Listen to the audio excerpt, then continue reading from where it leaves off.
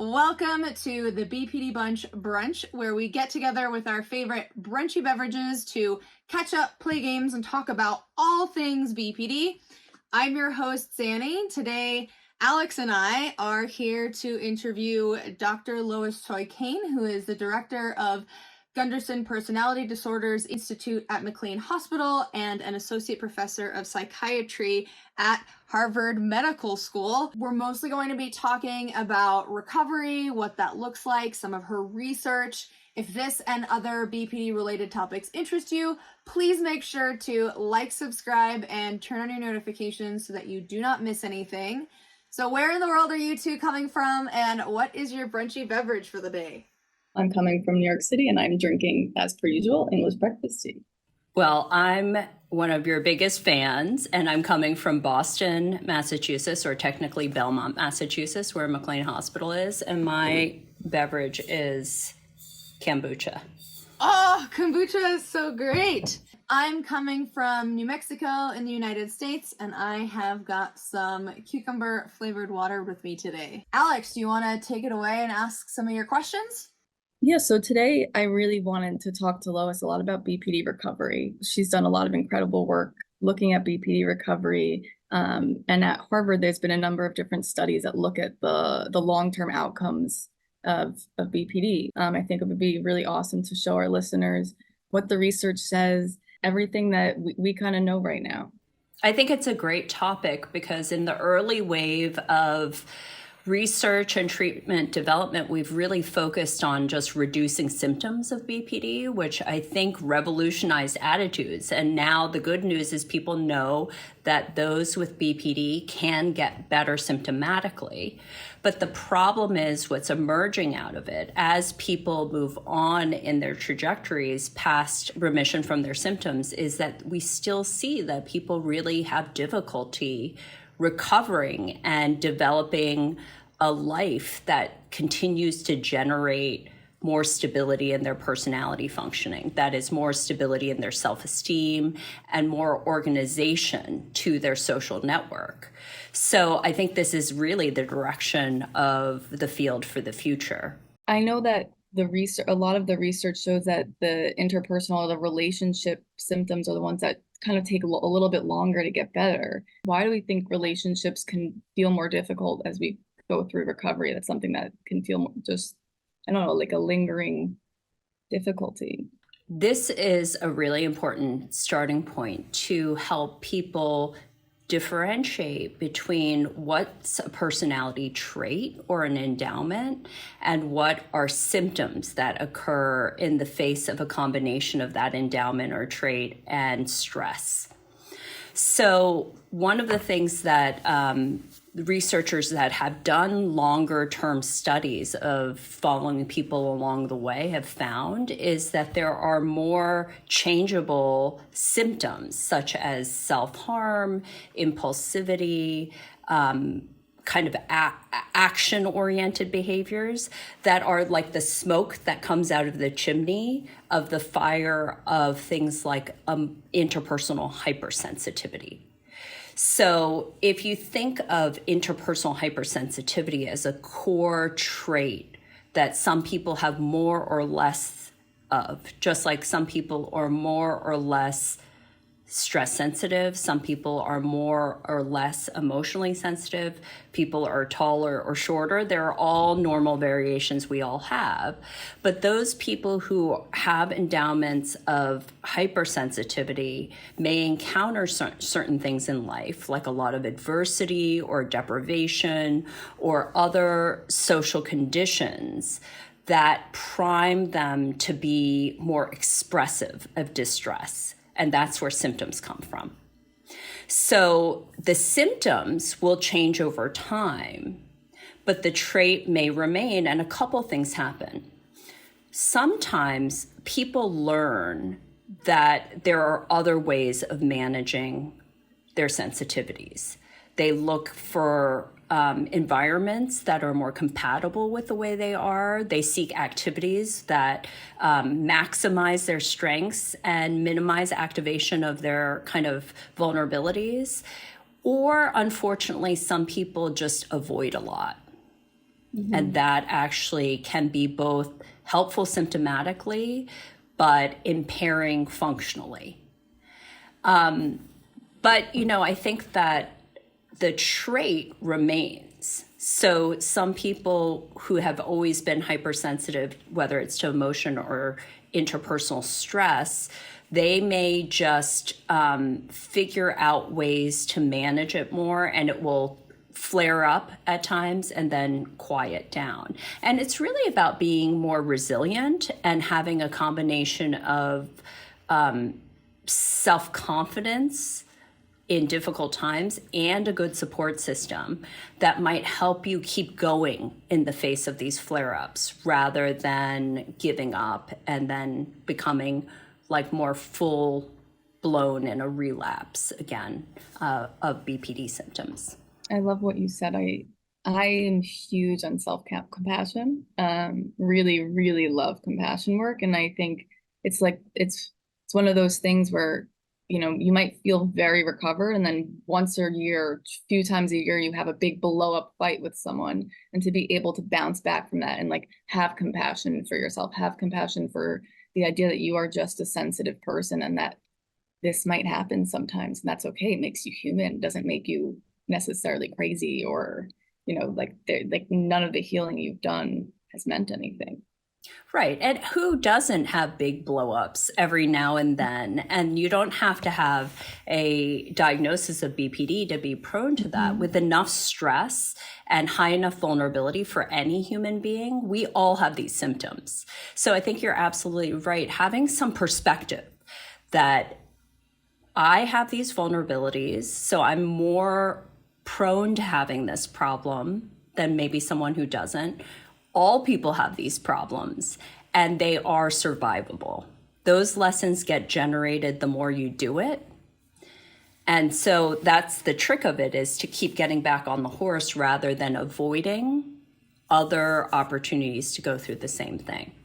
Yeah, I'm really glad that we're having this conversation, because one of the things that we get this comment all the time when we're talking about BPD recovery, and that is like, well, yes, BPD remits, but it can come back at any time. Like, as if it's just gonna like drop on you suddenly for no reason, and you're gonna be exactly where you were, you know, at your worst, right? And you do develop an ability to bounce back from these things a little bit more the more you practice those things. And that's so important, because it's not like this, you know, it's not like somebody who's gonna mug you is just randomly gonna show up for no reason. Exactly.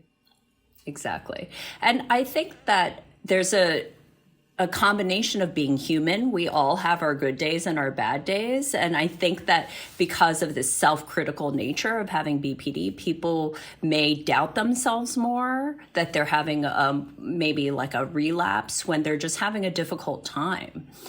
And so I think you're right. It's not something that just creeps up. There are definitely either signals or context that defines whether or not someone is prone to having what we'd call a relapse or meeting criteria again for the disorder.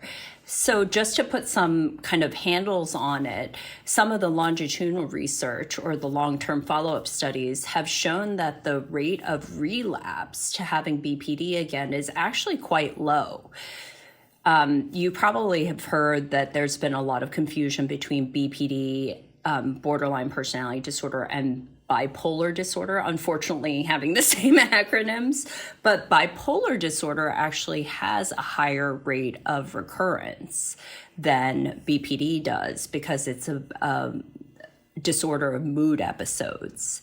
So the likelihood of having another mood episode is pretty high. It's much higher than having a full relapse of having sustained BPD symptoms over 5 criteria, again, after you have stopped meeting that threshold. It's so crazy to me. I'm trying to like form a sentence to say in response to that, because it's so true. I'm stuck on the avoidance piece that you're talking about. So maybe we can go back and revisit that, because I've seen so many people go from one extreme to the other extreme, which is really like seeking out relationships, really, you know, being in more of like an anxiously attached space, to like totally moving to the avoidantly attached space, because it's so scary. It's like, okay, I don't even want to go into another relationship again because that's when my symptoms are going to come out. And that's terrifying. But that's not a life that anyone wants to live. We're social people. We want to be in relationships, especially someone who's so prone to wanting other people. And then all of a sudden you're going to live your life like deciding, okay, I'm not going to go there at all, is I think a whole thing that can be really painful in itself. Absolutely. And I think this really represents the wisdom of people who have borderline personality disorder. It's like if you wanted to become a runner and you had a setback somehow, like an injury, and you just gave it up altogether and you just never did it again, that would be really tragic and would eliminate a huge part of yourself that it brings you value and meaning and enjoyment. For people who have borderline personality disorder, they really value relationships. They seek help when they're distressed, and that's really exceptional. But their sensitivities undermine their ability to control their thinking, so that what they do in the face of relationship problems is very unpredictable. Sometimes the things they do are very intuitively spot on, and sometimes they're actually the opposite, very unrealistically self-destructive. So when you don't know what's going to come out in the process of being involved with someone you care about, and you keep encountering these experiences of yourself of being so destructive, it makes sense that you would just kind of give up on your dream of being in relationships that are really meaningful and valuable. But then that cuts out a huge part of what's important to you.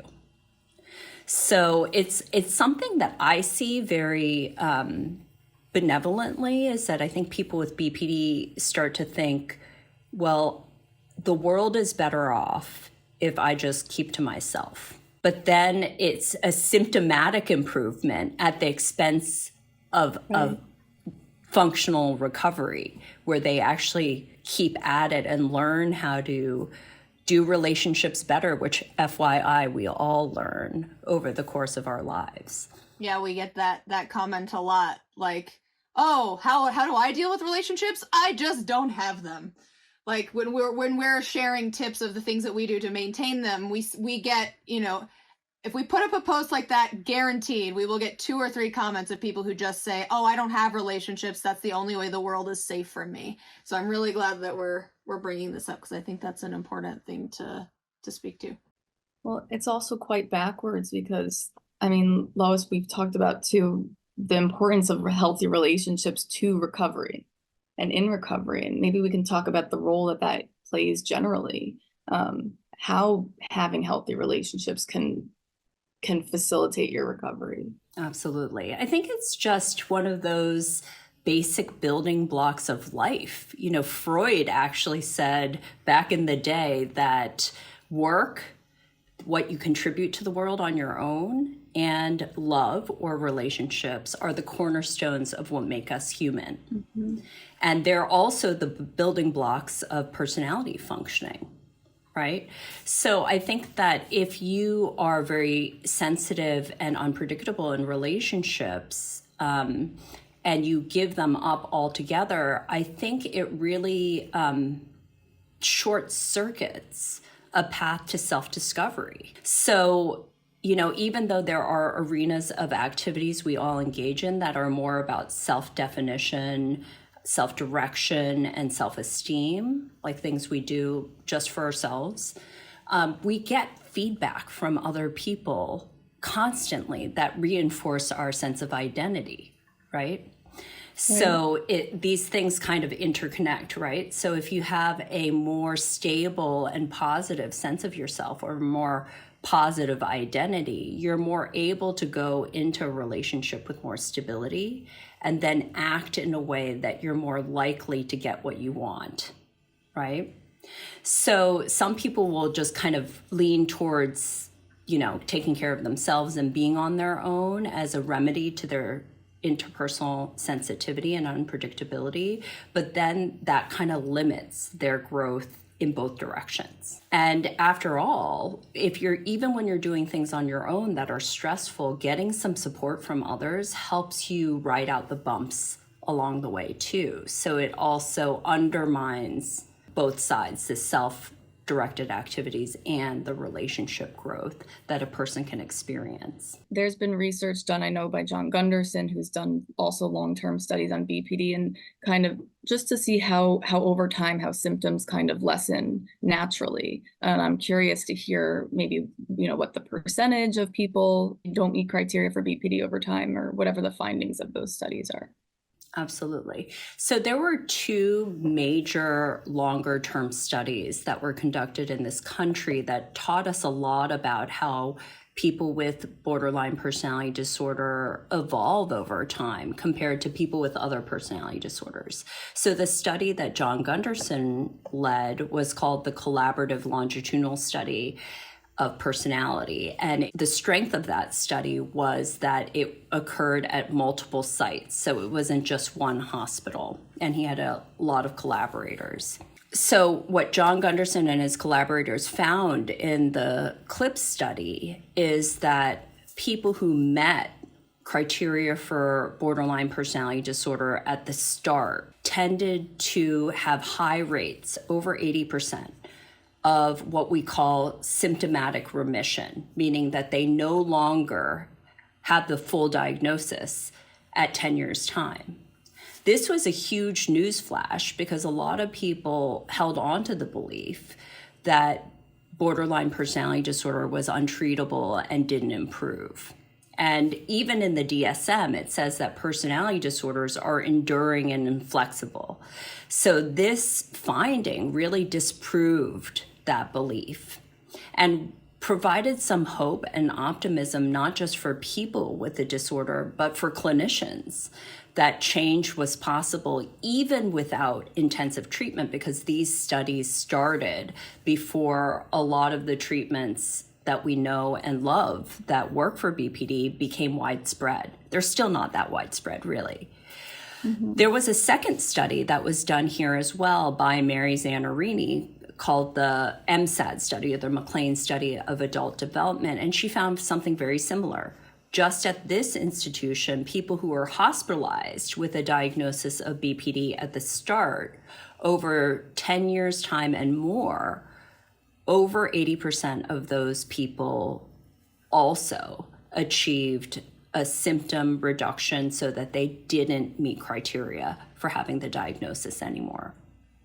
So these are two large-scale studies that prove the same thing, that we were wrong about the prognosis of symptom change for the diagnosis.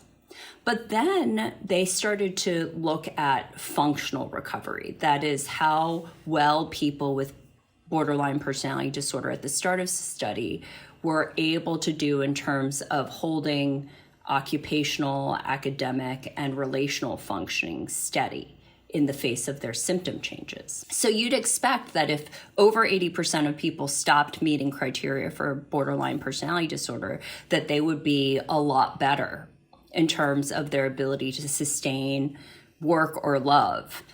But what they found was actually the functional change compared to the symptom change was not that robust.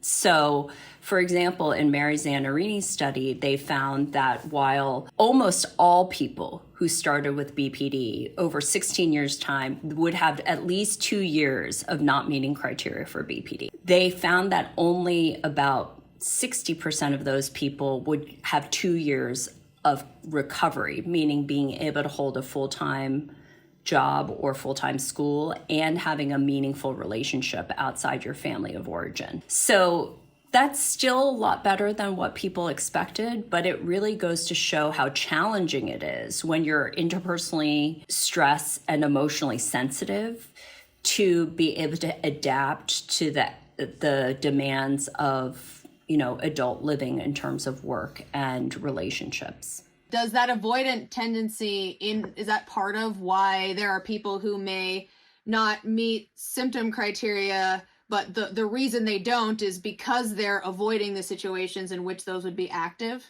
Is that part of that? I believe that's true.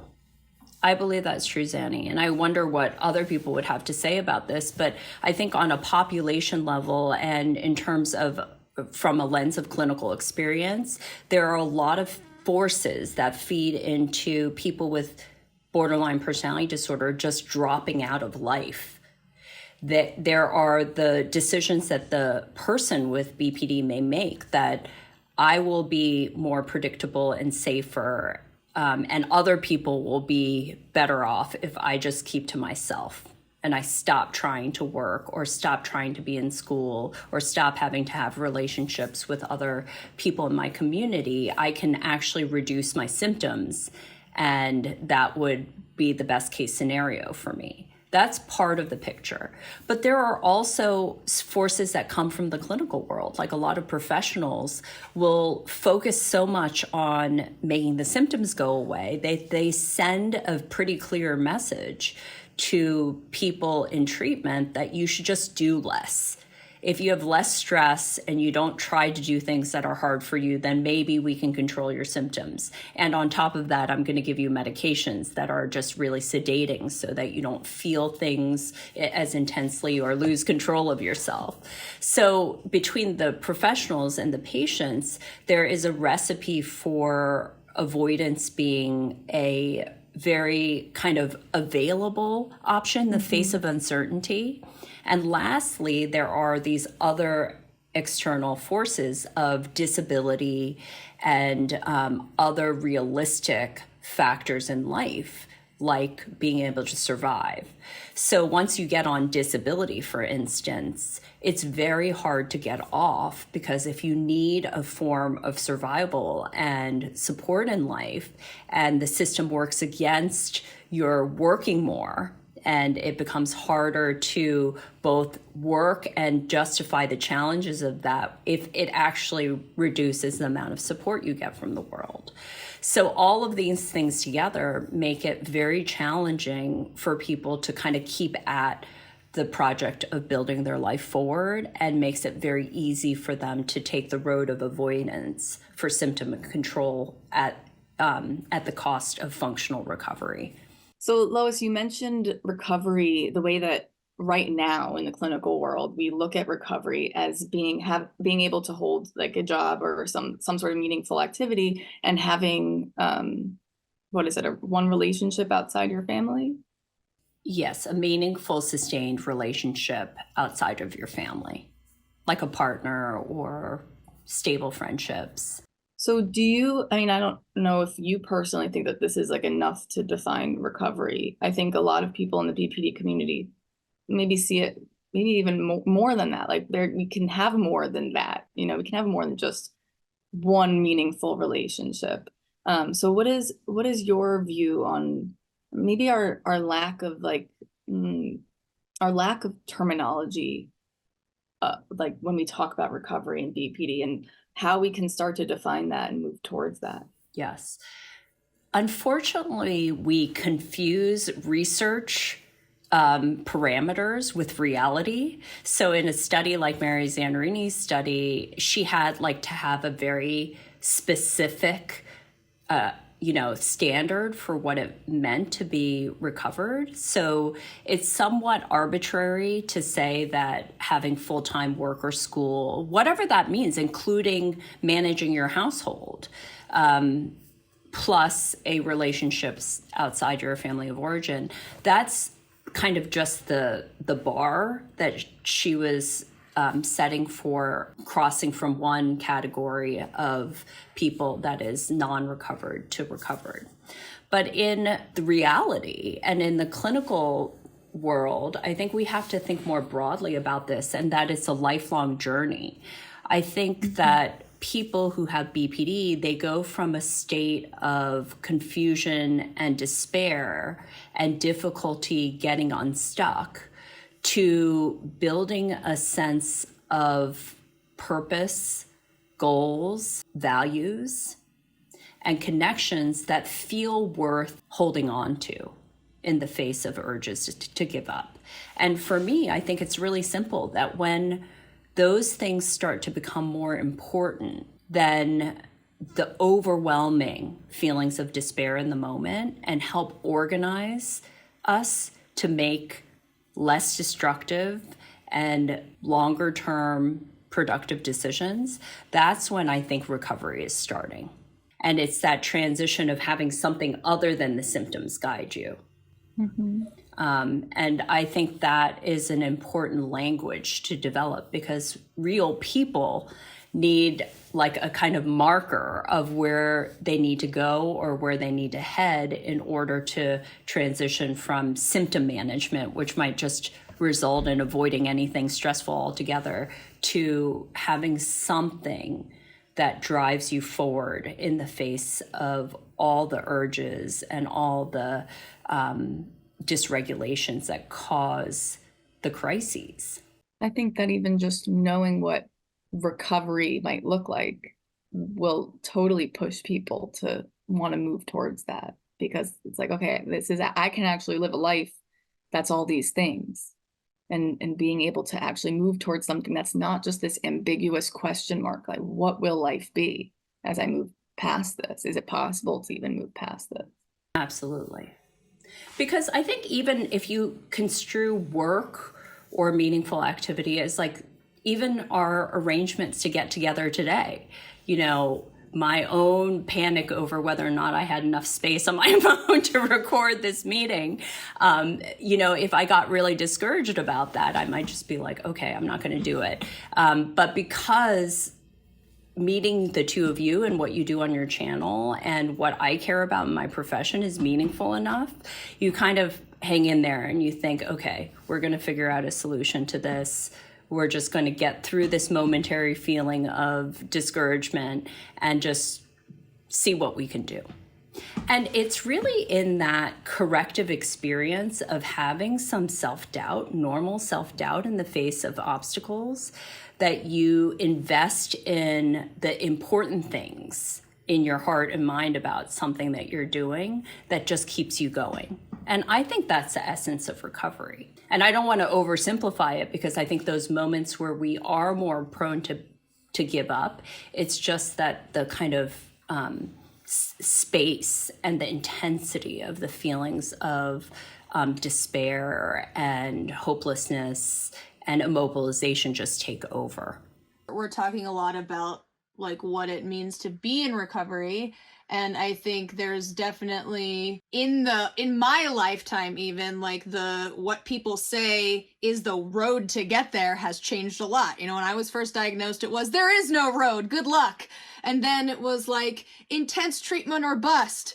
And now, you know, there are a lot of different treatments out there. And one of the things that I love about like the conversation we had in preparation for this episode was that, you know, you're talking about good psychiatric management as kind of like fills in the cracks between no treatment and like being in a lockdown facility, right? It allows there to be more options. So I'm hoping that you can share a little bit about GPM and all the things we know about it so far. Just extending on the conversation we were having, because of the insights we gained from these longer term studies, John Gunderson really thought it was important to address the fact that people will symptomatically improve, but not actually get to functioning. He wanted to really emphasize the functioning part in good psychiatric management, which is a treatment that was based on his early clinical guide that was published far before any of these manualized treatments were. So John had written this clinical guide in 1984 that was just a textbook that synthesized what was in the scientific and theoretical literature with his own clinical experience of being one of these few people in the universe that thought you could treat this diagnosis. And what he said in the 1984 version of this book was very similar to what we have kind of packaged up as the current variant, is this idea that people with borderline personality disorder have this innate sensitivity to relationships. They tend to over-rely on those relationships and have an underdeveloped sense of self. so that when they lose those relationships, they become destabilized and symptomatic in all the ways we end up then trying to focus on. So when Shelley McMain, she was a researcher, one of the first researchers outside of Marsha Linehan's lab to run a large study of DBT. She wanted to fairly put it against something that was also given by people who liked patients with this diagnosis, knew a little bit about it, and did something systematic. And she found out that there were no significant differences in the outcomes between treatments, even though DBT is far more intensive. So this was great news because it fills in the cracks, like you said, between no treatment or this kind of very intensive package that's it's not easy to find or actually carry through either for the patient or the clinician, with something that's just a little bit less ambitious, more available, but more incorporated into the project of living life for the most part, and letting life be the best source of therapy. GPM really focuses on life outside of the treatment.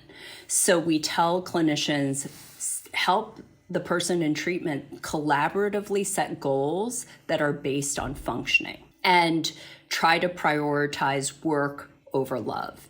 And what that means is try to help the person who is so sensitive to the ups and downs of relationships to be more able to be self-reliant at times. That can be an antidote to the instability, because if you don't have all your eggs in that basket of what your partner or your best friend is saying to you at any given moment, then when you get disappointed, it's just that. It's not a devastation. It's not the end of the world if you don't have all your eggs in the relationship basket. So if you set goals based on having things you do that aren't related to an important other person, they're things you do because you made a commitment to show up, you care about the activity, you have a personal goal, or you find the activity rewarding, those kinds of goals promote what we call agency, the kind of feeling of being capable and being able to be active in pursuing things that are important to you. So in promoting agency and functioning, the whole goal in GPM is to amplify more self-functioning in order to counteract the interpersonal hypersensitivity a person that with BPD might be born with. It's all about becoming your own person in a sense, and your own person through doing things that you personally enjoy doing and are working towards. Exactly. And the things that emanate from what your personal interests and values are, it still involves people. And the great thing about it is, instead of it being so invested in how much you matter to someone or how much they understand you, it's kind of regulated and structured by this shared interest. So if you all work in the same place, or you're all involved in the same mission, like your group is here in educating the public, there's something that helps organize and join you to reduce or lessen the instability that can come with borderline personality disorder.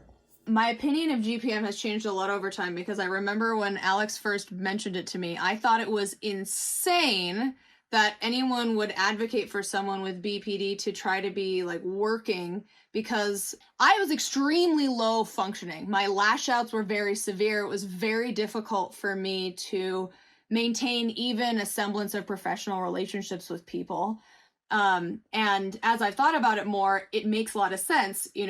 We on the show sometimes say, BPD is a disorder that is developed through relationships, so it has to be healed through relationship. And it makes sense that if you're having difficulties with work, you can only really solve it by actually putting it into practice. And my question is, how does GPM address getting over the hump from, being really dysfunctional, not being able to hold in, lashing out, yelling at people a lot, someone like me getting from that point to being able to handle being in a work environment?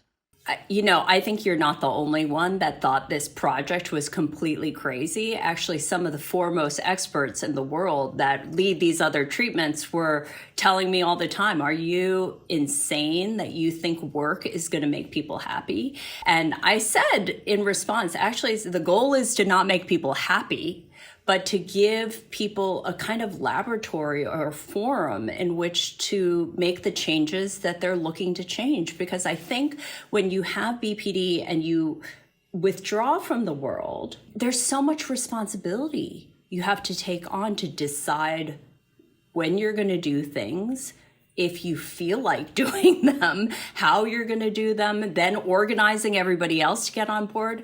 That is a monumental set of responsibilities for someone who feels out of control. And so being able to start first with feeling more agency and empowerment with setting little goals. That's a part of GPM. Setting a goal is a goal in itself. Putting your mind in the direction like, I want something, therefore I'm going to do this. And then once you get a bit more self-direction, that's where identity contains BPD symptoms. If you have more clear direction, actually that starts to counteract the lack of containment that causes you to feel so out of control. So it creates a lane to go down. So I want this thing, I'm going to go down this lane, but there's all these bumps in the road. So once you can start being more goal-oriented and manage the bumps and still stay on track, getting some job that's manageable as a starting point, you might commit to showing up for a meeting for something, applying for a job, volunteering, going to a class, going to a meeting stably. Any of these things are just basic building blocks, and they become, like I said, corrective experiences of feeling like you can follow through on something, because we all need that to get through difficult times. And then doing jobs that we call recovery-oriented jobs, because I think people with BPD put a lot of pressure on themselves to go from 0 to 100. So you're going from not being able to get out of bed in the morning to wanting to become like a screenwriter, which takes a lot of different coordinated activities and a lot of luck and talent. So starting with small steps and then feeling more reliable in a recovery job, I found time and time again that people take on these jobs and feel like they can do good things if they are asked to, and they're put in an environment that's stable and transparent. So that's the road to it. It's not meant to be something that just improves mood. It's to be a structure around which people who feel out of control can kind of engage and get more settled and go down a road or stay in a lane that starts to define them. Yeah, well, that was why I think exactly what you said, the 0 to 100, that was why I thought it was bananas, because I imagined myself at my worst, then having to be like at a job with people, maintaining relationships with a bunch of different people. It didn't occur to me in that moment, oh, I could get a job cleaning people's houses, right? Where I don't have to have a lot of human interaction, right? There are things that I could have done that are maybe not my dream, but put me on my path to being there. And so yes, now in retrospect, I'm like, oh, this is great, because, you know, one of the things those with BPD really struggle with is celebrating the small wins. So I love that goal-orientedness and setting those small goals and being able to celebrate those on the way. I think it's really important. Exactly. And I love that example, because actually doing something like cleaning a room or doing one task, when you finish it, there is this sense of self-satisfaction or sense of mastery, being in control of something that feels good for all of us. But I think makes a bigger difference when you feel so down on yourself and so incapable and hopeless. So it does take this willingness to do these concrete things. Some of the most extraordinary people I've ever worked with in treatment went from these really high expectations of themselves to being able to do jobs where they farmed or carried bags of vegetables up and down staircases. And just the actual grounded satisfaction of seeing the pile move from the downstairs of the building to the upstairs, that just shows your impact on the world. And then it can go from there, because you're totally right. Going from not being able to function or get along with people or contain your reactivity to stressful things, being in that situation, to going to interacting smoothly with people while staying on task, that is impossible. But it's a journey. I'm doing a lot of reflecting on my own life right now. I'm thinking about how having structure in life and how having something to work towards just, keeps us all going as humans. What if like, I don't know, I just can't even imagine just sitting at home all day. And then you can't have those little wins, even if the little win is just getting out of bed. But if you're like, okay, like what's the point of getting out of bed? I have nothing to get out of bed for. Right. It's hard to even celebrate that as a win. Absolutely. Especially if you have the endowment of both needing other people to regard and understand what you're doing, and then doubting yourself. So if you have those two elements as part of your personality, just trying to do things on your own, it's like kind of putting water in a container that has, kind of like a colander. It's just going to keep sliding out. But even if you do something that you feel like you're overskilled for, but other people appreciate it, like if you're making coffees for people, and honestly, people are very dependent on their coffees in the morning, that you really become an important part of that person's life. And then feeling that is meaningful and getting attached to doing more of that in a different way, and finding yourself in further tailoring and specializing what it is you do to kind of match more of who you are. That's a sweet spot of personality functioning in life, is that for all of us, if we can have a self-expression that other people accurately can take in and recognize, and it joins up with something that's really authentic to us, that's the rainbow in psychological development. And that's harder for people who have BPD. It's really challenging, but I don't think that's a reason to give up on the prospect of people with BPD finding some meaningful work, whatever that means for them, that provides kind of substance and structure in which they can flourish. I love the coffee example, because I have an attachment to so I have a cousin, we go out for lunch every Thursday, and the guy who works at the taco place knows our order. We don't have a big long conversation. We don't know a lot about each other's lives, but like, he knows us.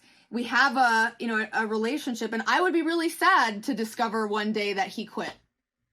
Even though we don't know each other on a deeper level than the fact that he gives me my tacos, like, I know that guy, I care about the fact that he's there, right? And so it's not a huge interaction, but it's important. Exactly. And that's what gives us texture in life. And this is what GPM calls broadening the social safety network, because people with BPD, I think you guys have talked about this with the favorite person dialogues, which I think is so essential to understanding BPD. People with BPD have a tendency towards exclusive relationships. Longitudinal research that starts in childhood have identified a tendency towards exclusive relationships as an early signal of risk for borderline personality disorder. People who go from having one best friend to another without an enlarged network of less intense relationships, that's a vulnerability.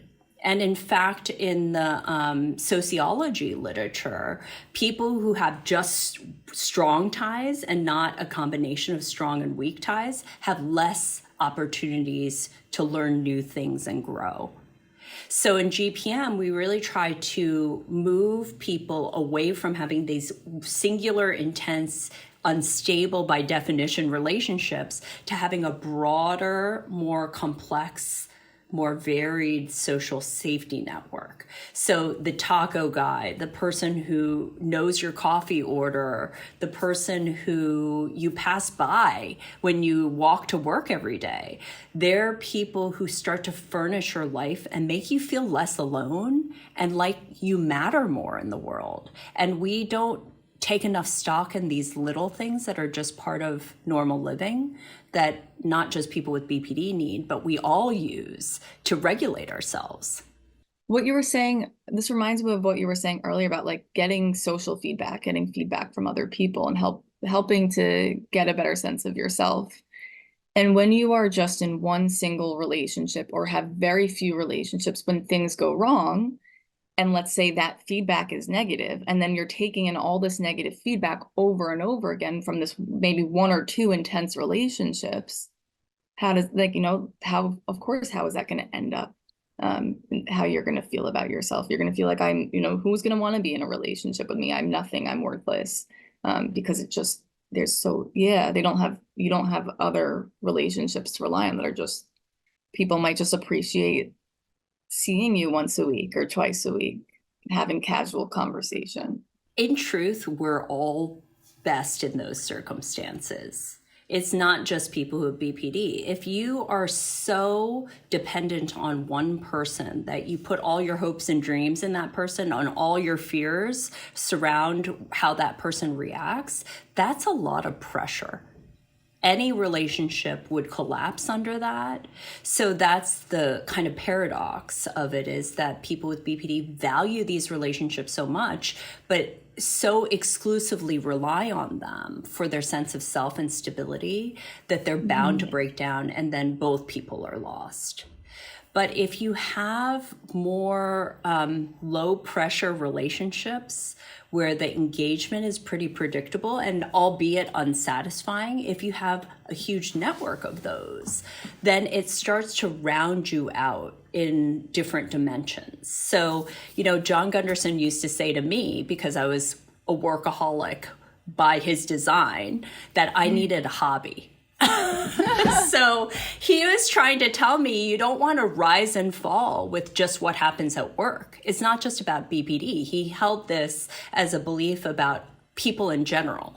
You want to distribute your self-value and your self-investments in a number of different areas. And by doing that, you'll maintain stability through the ups and downs of life, but you'll also define yourself in a number of different ways, good and bad, that give you a more solid sense of self. Like in some of my hobbies, what I love best about them is that I'm really bad at them. I don't have to be a professional at yoga or golf. I can be okay at one thing and better at another thing, but, be a different side of myself in different activities that I pursue in life. And that's really what this is about, is not only having other less intensive relationships allows you not to put all your eggs in one basket, but it allows you to find different sides of yourself.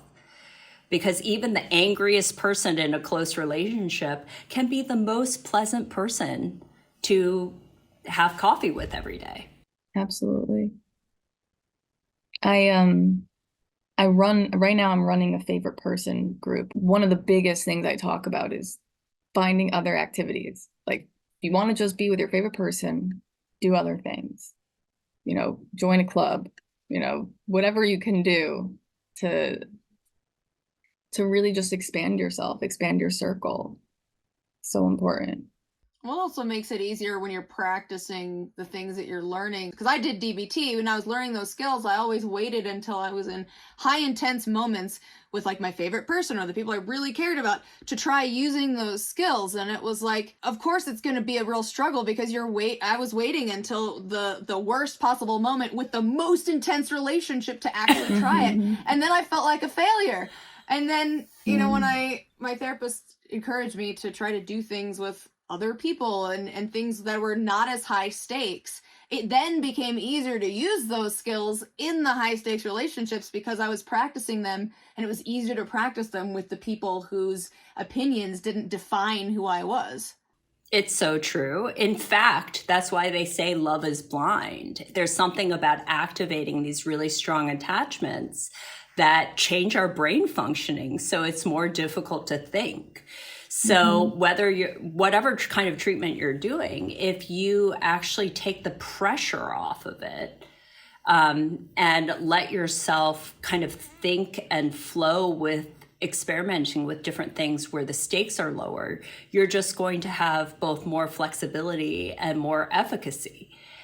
This focus on having mutually exclusive relationships or being so interpersonally reliant is not focused on enough in the treatments for BPD. And I think if people could be in lower stakes interpersonal situations, including outside of therapy, and practice different ways of being themselves and getting their needs met, they would not only feel better, but they would function better too. And that's what GPM is all about, is diminishing the import of the therapist. We're just good enough. We're disappointing. We make mistakes. We can only meet you so often. We're not going to provide all the solutions. But what we are going to do is expect that you can get better symptomatically, even though it's hard. And the more important thing is that you get a life that feels meaningful to you. And then you start finding yourself through that process. One of my favorite quotes from you was to not wait to feel okay to live your life. Because I think yes, there are so many people who ask the question, like, when am I okay to date? When am I okay to try this? When am I okay to do this? As if therapy is something that has to happen separate from all of these things. And so I really, really love that GPM encourages people to get outside of that. It's like we put too much pressure on people who have BPD, or they put too much pressure on themselves, that we all are a work in progress. And, you know, John Gunderson used to say to me, people have problems. And he said that more importantly regarding all the other social problems, interpersonal problems we all face on a daily basis in the workplace and outside of the workplace, that people have problems. And that's the experience I've gained over time, is that the problems people with BPD have are not unique to them. They experience them more intensely, more frequently, and they have more of an impact on their sense of value. Mm-hmm. And then they end up doing things that are self-defeating because of their low self-esteem. And so, you know, I think this whole idea that you need to wait to be okay to start to try to do things, there's a side of that that has some wisdom to it, but there's also this possibility that if you put yourself out there and you think first, you know, like, what can I handle? What do I want out of this? How am I going to act in a way that maximizes the likelihood of me getting that? If you can just do these simple human things, I think a lot of people with BPD will improve some. And those who don't, maybe they need something more if they can access it. But the problem is not everyone can access it. I think a lot of times it's the big emotions that get in the way, right? It's the big emotions that completely get in the way of following through with what you want. Because if you're acting in such a mood dependent state, then it's gonna be hard to get anything done over time, because you're gonna be zigzagging, you know, how you feel about yourself, how you feel about whether or not I can achieve this thing I'm working towards. But I mean, it kind of brings me back to that self-compassion piece, you know, that, you know, if I'm having a big emotion, letting it go, letting it sit and then letting it go, being able to work through that. And then that's, I think, also that's the thread of yourself that goes through all of that, like that thread of sense of self that becomes more stable when you're able to get through those ups and downs.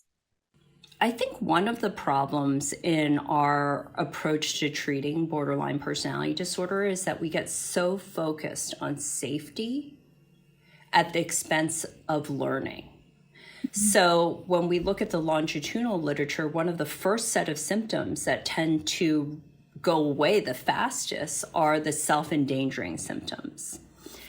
And yet we spend so much time trying to manage those symptoms that we keep people in the hospital for a long time in a way that interrupts their ability to build their lives and their self-confidence and skills to manage outside of the hospital on their own.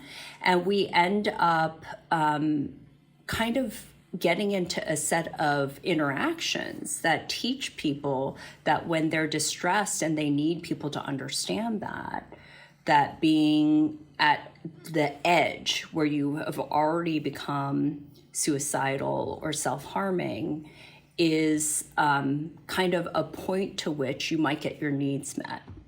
Right. So, I think that if we kind of can get better at distinguishing just suicidal ideation and self-injury as a kind of real effort to cope from true suicidal risk, and we can keep people out of the hospital and more in the ballgame of life, kind of surfing through the ups and downs, I think that over time, we all might generate more confidence that people will survive their emotional and stress-related storms. Because I think this over-focus on suicidality and self-harm prevents people from being encouraged to try things, get a life, work out problems in their relationship, look at the things that are causing them a great deal of emotions and distress. So this is another part of GPM, is that GPM really teaches people to lean into the threat and try to understand it better, communicate better around it, and deal with one's disappointments about what happens, instead of this chaotic idealization and then withdrawal from life when disappointments happen. Are there any objective measures by which you can tell the difference between sort of the chaotic behaviors that are really more about getting needs met than true suicidal ideation or planning? Yes. So in the GPM model, we talk about interpersonal hypersensitivity in terms of stages. So at the top, when people are connected to the thing they over-rely on for a sense of coherence and stability, for BPD, it's relationships. For NPD, it might be self-esteem or an ideal sense of self. For OCPD, it might be a total control over the situation. But when you're connected to something that you really put all your eggs in that basket, like the relationship, you can be stable, but you will be very vigilant and anxious in that moment. And then you'll seek out signs for something that could destabilize you, whether it's real or imagined. Once a threat comes in, people have a fight or flight response. Self-harm is a fight or flight response. It's an effort to manage actively. There's evidence that shows that people who have BPD that self-harm, they actually reduce aversive tensions, and they may even improve frontal limbic connectivity. So there's actually a problem-solving kind of component to that action, even though it seems self-destructive. And even like becoming angry at someone and lashing out, like you were talking about, that's an effort to get something that you need. It's just not effective. Now, the problem is when people push away from that, others withdraw because they're scared, upset, angry, or confused. That's when people with BPD are more seriously vulnerable because they're alone. And that very thing that they were putting all their stock into is gone. So they become unanchored from reality, from having an appreciation for how people really think or the consequences of their destructive behaviors. And it's when they lose a total sense of anchoring in themselves and the world that people become more seriously suicidal and despairing. And this is not when they're yelling and screaming at people. It's more when they're just out of control, difficult to connect with, difficult to collaborate with. And then you use real tools within general psychiatry, general assessment of risk factors for suicidal behaviors to guide your decision about what to do. Is there substance involved? Is there a depression? Is there a recent loss or interpersonal problem? Is there access to means? Then you have to think about all those things to manage risk, not just skills or mentalizing or object relations. This is where general clinical management comes in, and that's what GPM is all about. All right, so let's wrap it up. Lois, do you have any positive message that we can end on? Yeah, either a message to the people. To the people! What's your message to the people? Well, I think if there's ever a resource or an intervention to promote recovery out there for people with BPD, it's your channel.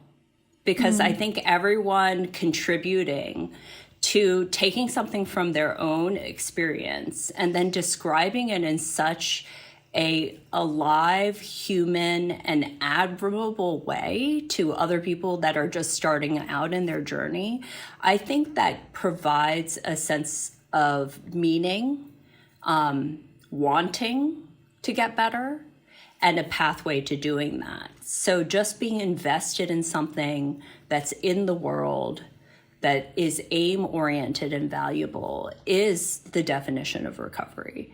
So I hope that the people who watch this can see that, there are people out there that have achieved some of the things that may feel unreachable to them right now. But for all of you, you've been so honest about kind of the trips and falls along the way and the struggles, even when you do get a lot better, that it just puts a lot of skin and bones to the process so that it's not so just academic and abstract. So I think things like this channel are the best remedy and may fill in the gaps of where treatments fail to illustrate how recovery can happen. You're making me tear up. Oh, but this is work. And, I have this saying now to kind of recast Freud, is that he said work and love are the cornerstones of humanity. But I think work is love and love is work. And I think you guys really exemplify that. Thank you. Thank you. Thank you so much for saying that. And thank you so much for sharing all of your wisdom. Our channel is really all about lived experience, but we also try our best to bridge the gap between the lived experience and clinical knowledge, because we want to make sure we're really giving people a well-rounded view of all of it and that it's research backed. So thank you so much for joining us and sharing your wisdom. We're so excited to have you, and we'll definitely do another episode. Thank you everyone in the audience for watching. We hope you got a nugget of wisdom to take with you on your journey. Please make sure to like, subscribe, and turn on your notifications so that you do not miss anything, and we will see you next time.